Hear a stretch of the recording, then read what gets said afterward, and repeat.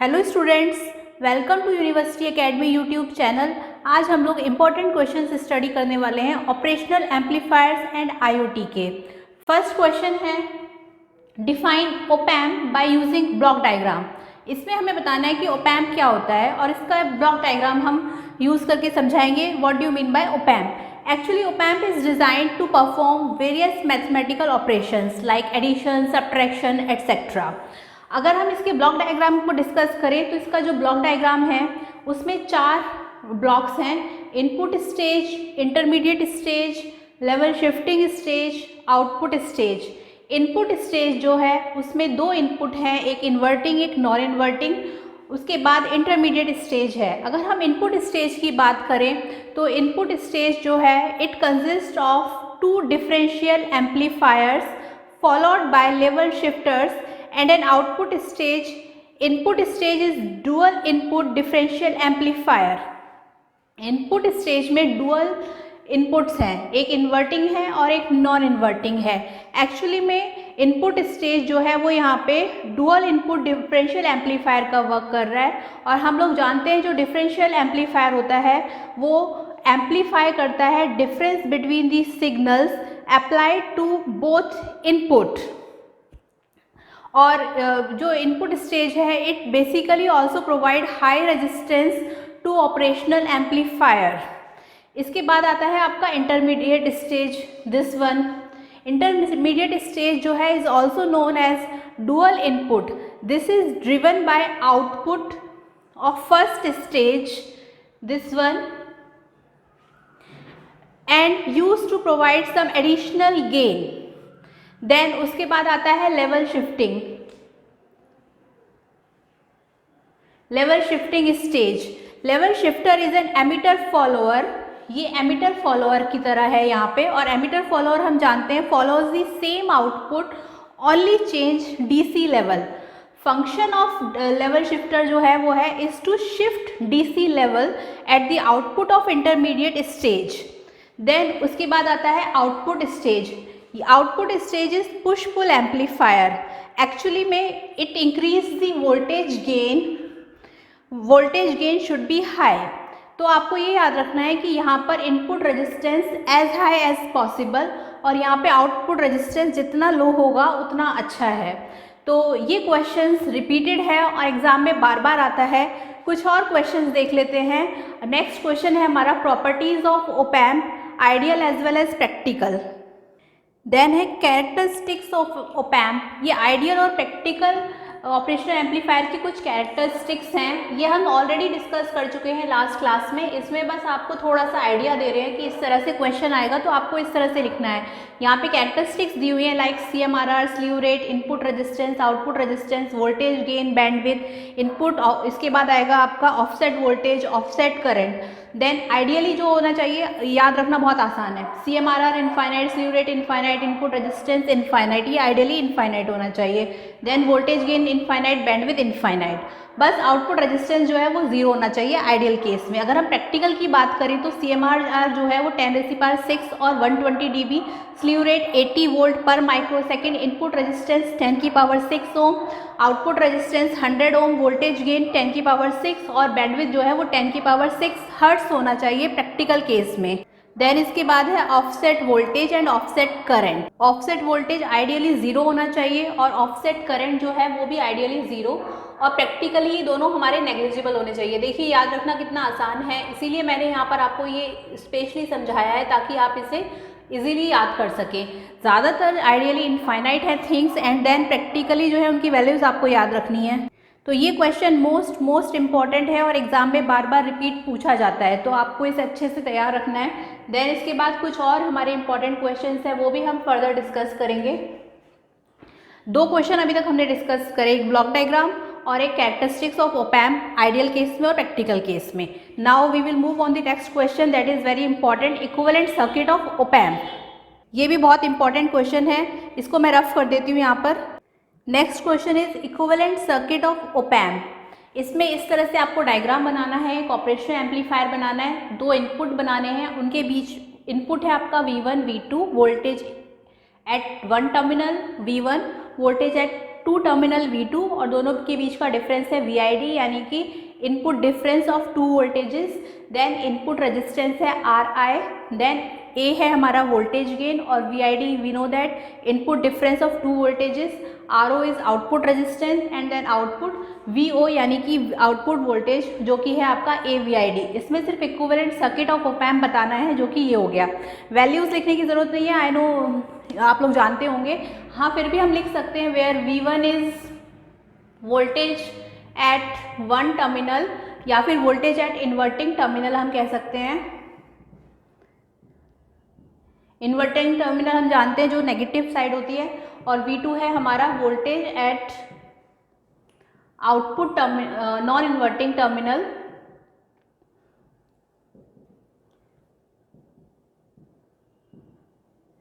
RI है हमारा input resistance, RO है हमारा आउटपुट रेजिस्टेंस। कुछ स्टूडेंट्स बार बार पूछते हैं इसलिए मैं यहाँ पर ये बता रही हूँ आपको। देन A है आपका वोल्टेज गेन या सिर्फ यहाँ अभी आप गेन ही रखिए इसको। देन VID है हमारा डिफरेंस बिटवीन टू वोल्टेजेस और VO है हमारा output voltage. Okay, these are the this is the equivalent circuit. Now we will move towards the next question. Next question है कैलकुलेट करना है output voltage for the circuit with input of V1 is 40 milli volt and V2 is 20 milli volt. ये हमें diagram given है question में। अब हमें यहाँ पे आउटपुट वोल्टेज निकालना है। हम जानते हैं कि नेगेटिव पर हमारा इनपुट वोल्टेज कनेक्ट है यानी कि इन्वर्टिंग एम्पलीफायर है और इन्वर्टिंग एम्पलीफायर में जब हमें आउटपुट निकालना होता है तो फॉर्मूला होता है -RF/R1 इंटू V1। लेकिन यहाँ पे हमारे दो इनपुट वोल्टेजेस हैं तो इसका जो फॉर्मूला है वो इस तरह से होगा। बेसिक फॉर्मूला तो ये है, इसमें क्योंकि दो इनपुट्स हैं तो थोड़ा सा चेंजेस हो जाएगा। वो चेंजेस है आपका RF/R1 into V1 then plus RF/R2 into V2 with a negative sign. यहाँ पे नेगेटिव साइन आपका रहने वाला है। अब इनकी बस वैल्यूज़ पुट कर देंगे। RF है हमारा 470, उसको हम रख देंगे 470 और R1 है हमारा 47। देन V1 है हमारा V1 is 40 milli volt. Then RF है हमारा again 470 divided by R2 is 12 and then V2 is 20। इसको जब हम सॉल्व करेंगे तो और ये विद अ नेगेटिव साइन है, ये है हमारा आउटपुट वोल्टेज। इसको जब हम सॉल्व करेंगे तो सॉल्व करके हमारी वैल्यू आएगी यहाँ पर। After solving this we will get VO is equal to -1.18 volt. I hope आपको ये समझ में आ गया होगा। नाउ कुछ क्वेश्चंस और देखते हैं जो कि एग्जाम में बार बार रिपीट हो रहे हैं। ये क्वेश्चन भी बार बार एग्जाम में पूछा जाता है कि एक्सप्लेन इंटीग्रेटर, जो कि हम ऑलरेडी डिस्कस कर चुके हैं पूरा integrator circuit using op amp. Then आता है explain how op amp can be used as integrator, again वही क्वेश्चन। देन इन्वर्टिंग समर भी हम पढ़ चुके हैं जिसमें हम मैनी इनपुट लगाते हैं इन्वर्टिंग एम्पलीफायर में और नॉन इन्वर्टिंग एम्पलीफायर में। देन आउटपुट आता है, उसे हम समर बोलते हैं या फिर एडर बोलते हैं। हम वोल्टेज फॉलोअर भी ऑलरेडी स्टडी कर चुके हैं। देन अगेन पूछा जाता है right A short note on differentiator. ये सारे क्वेश्चन हम प्रीवियस वीडियोस आप देखना, उसमें हम सब डिस्कस कर चुके हैं। तो एक न्यूमेरिकल और यहाँ पर देख लेते हैं, वो भी अच्छा है। इस क्वेश्चन में हमें आउटपुट वोल्टेज फाइंड आउट करना है। Determine the output voltage for the given circuit हमें गिवन है V1 V2 टू वोल्टेजेस है। V1 is 1 volt, V2 is 2 volt. यहाँ पे इनपुट रेजिस्टेंसेस गिवन है 150 kilo ohm and 10 kilo ohm. Then 10 kilo ohm यहाँ पे रेजिस्टेंस गिवन है ये। देन फीडबैक रेजिस्टेंस गिवन है 300 किलो ओम और आउटपुट वोल्टेज हमें फाइंड आउट करना है। इस तरह केसेस में हम अपने आप अज्यूम करेंगे let V1 is equal to 1 volt. V1 is given here, so V1 हम अज्यूम नहीं कर रहे हैं, यहाँ ऑलरेडी गिवन है। V1 is equal to 1 volt and V2 is at ground. That time हम V2 को ग्राउंड एज्यूम कर लेंगे। So output due to V1, क्योंकि V2 हमारा ग्राउंड है तो आउटपुट V1 के कारण जो होगा वो हमने अज्यूम करा V01 will be due to input at non inverting terminal.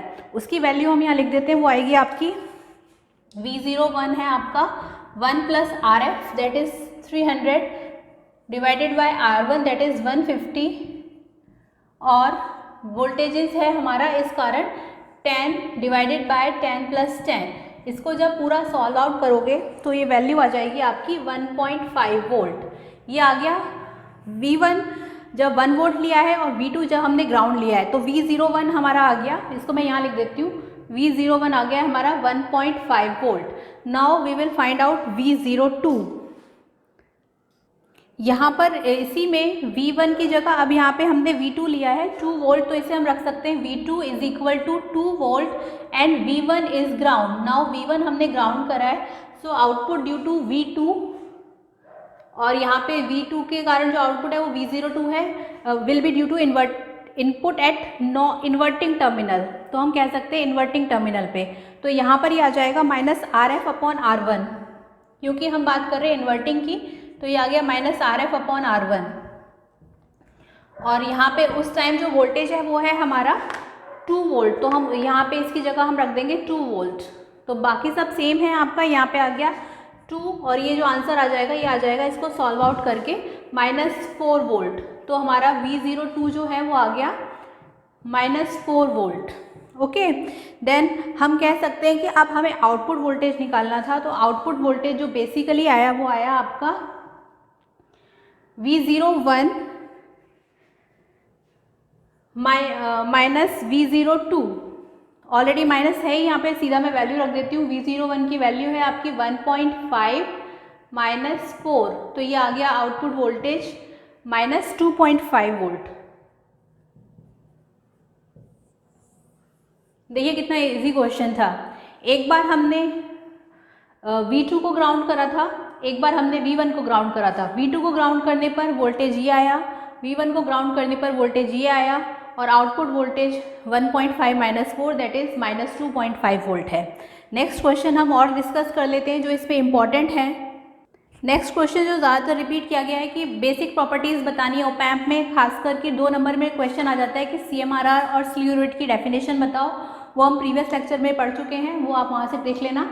Next question है right A short note on comparator. Actually comparator हम जानते हैं, इसमें हम 2 इनपुट, एक इनपुट वोल्टेज को हम रेफरेंस इनपुट वोल्टेज से कंपेयर करते हैं, दैट इज कंपैरेटर। इसमें एप्लीकेशन बेसिकली पूछी जाती है, जिसमें सिर्फ आपको नाम बताना है, that is zero crossing detector, window detector, phase metre.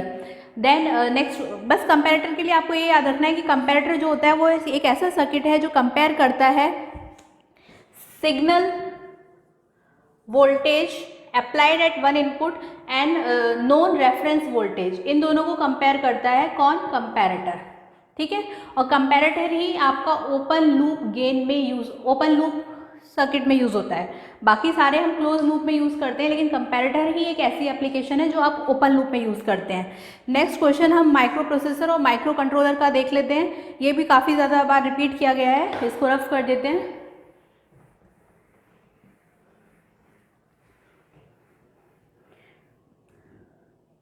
Next question पूछा जाता है कि what is micro controller and micro processor. आप सब ये जान चुके हैं, इसी में आगे पूछ लेते हैं कि why micro controller are preferred for controlling operation. Why micro controller are preferred for controlling operation. ये भी बहुत बार पूछा गया है।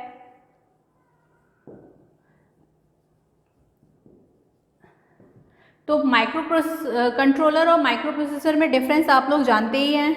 तो अगर हम इसकी प्रेफरेंस की बात करें कि माइक्रो कंट्रोलर को हम क्यों प्रेफर करते हैं, तो हम ये कह सकते हैं कि बेसिकली जो माइक्रो कंट्रोलर है they meet the computing need of the task efficiently and cost effectively. Also microcontroller are widely available and reliable.